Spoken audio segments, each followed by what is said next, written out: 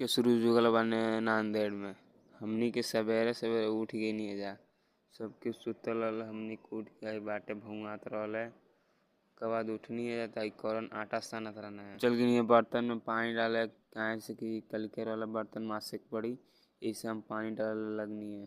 ओकर बाद सबके मिलजुल के लुई बनौले से और हई बाने आटा सानत रहना है और हऊ बाने पलटिए सबके मिलजुल के काम करेला।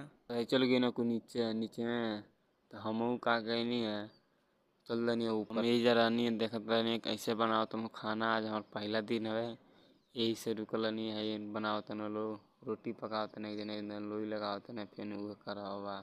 रोटी पाक गए तो हमने चल देनी है घूमे खातिर दूसरे ओर। पूरा सरे रहले, रोड लागल रहले, बहुत अच्छा लागत रहले। चल देनी घूमे। कुछ दिन से हमार ब्लॉग आवत नहीं रहले, काहे से कि हम कहीं आइल बनी और हमेशा हमार ब्लॉग जाई।